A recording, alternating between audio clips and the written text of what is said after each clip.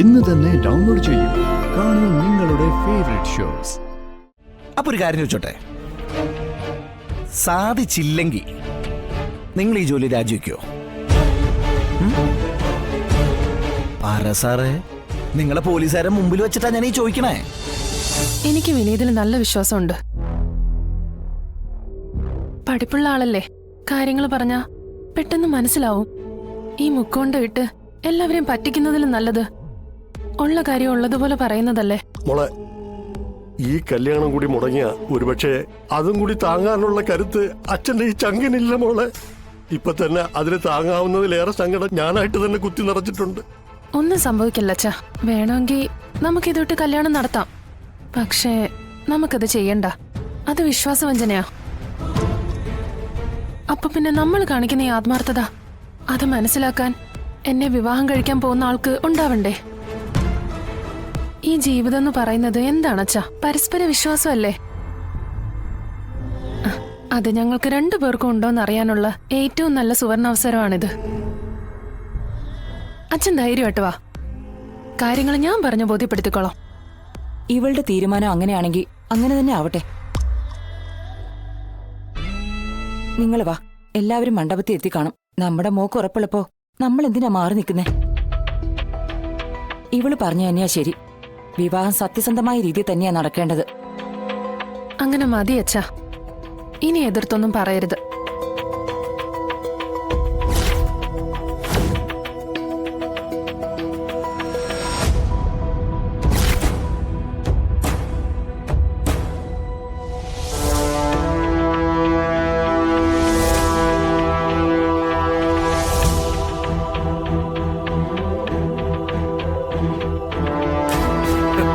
സ്വർണ്ണമാല കിട്ടിയതേ ഈ മുറ്റത്തുനിന്ന്. അതായത് കാണാതായ സ്വർണത്തിന്റെ കൂട്ടത്തിലുള്ള മാല. അപ്പൊ പിന്നെ കാണാതായ സ്വർണം ഇവിടെ തന്നെ കാണുമല്ലോ. ഈ പറയുന്ന സ്വർണം ഞാൻ നമ്മുടെ വീട്ടിലെവിടെ കണ്ടതാടാ. എവിടെയാണെന്ന് മാത്രം ഞാൻ ഓർക്കുന്നില്ലടാ. പക്ഷെ അത് നമ്മുടെ വീട്ടിൽ തന്നെ ഉണ്ട്. എന്തേലും കുടിക്കാനോ മറ്റോ വേണോ? എന്താണോ?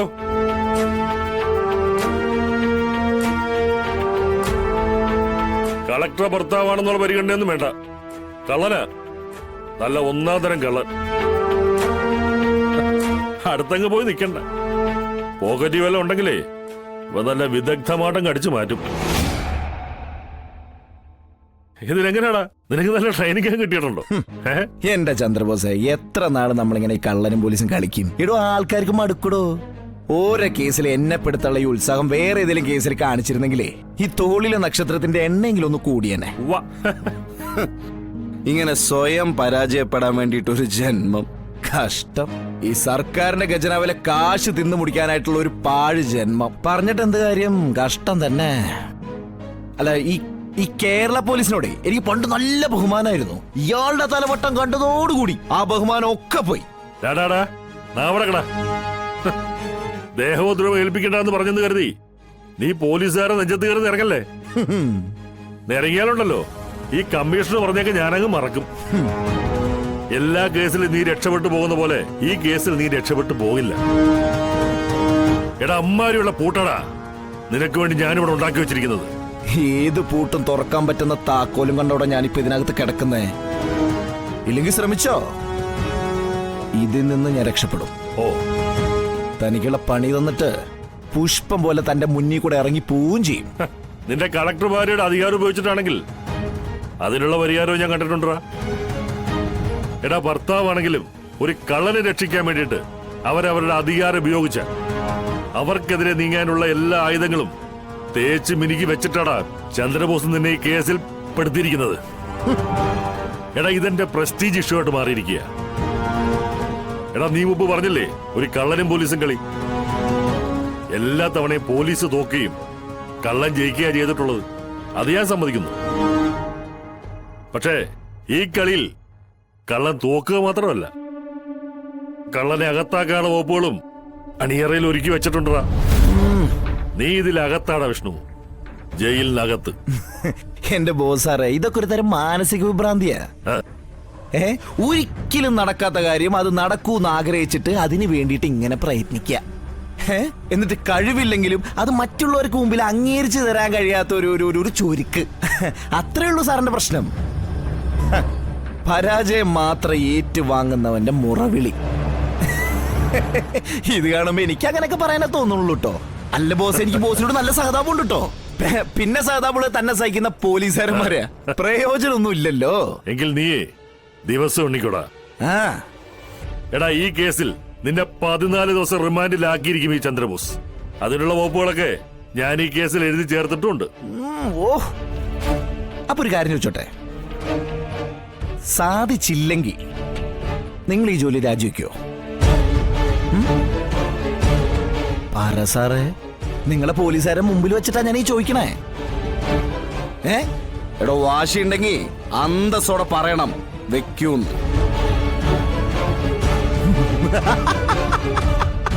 അപ്പൊ പേടിയുണ്ട്, സംഗതി നടക്കൂന്ന് ഒരു ഉറപ്പില്ല അല്ലേ? നീ എന്നെ പെടുത്താൻ നോക്കുകയാണോടാ?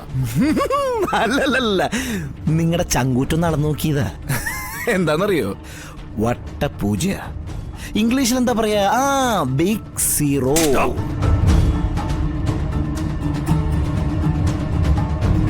നിനക്കറിയാം ഈ ജോലി പോയി കഴിഞ്ഞാൽ തെരുവ് നായേക്കാൾ കഷ്ടമാണ് നിന്റെ കാര്യമെന്ന്. സാറേ, കമ്മീഷണർ വിളിച്ചിരുന്നു. ദേഹോപദ്രവമൊന്നും. ചന്ദ്രബോസേ, വിഷ്ണുവിന് ഒറ്റ വാക്കേ ഉള്ളൂ, ഒറ്റ തന്തയും. നിനക്കെന്നെ ഈ സെല്ലി വെച്ച് ഒന്നും ചെയ്യാൻ പറ്റില്ല.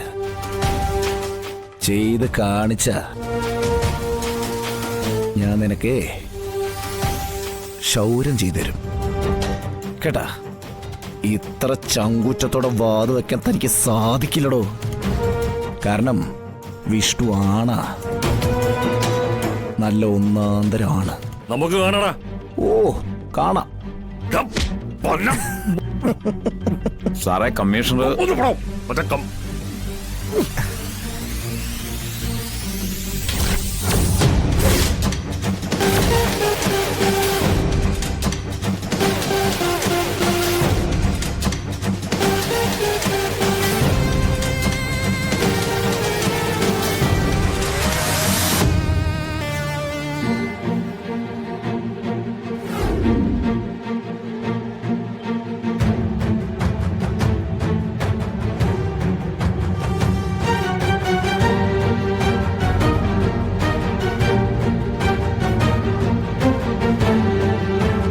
വലുതായിട്ട് ആൾക്കാരൊന്നും ഇല്ലല്ലോ. എന്തോ രഹസ്യമുണ്ട്, ആർക്കറിയാം.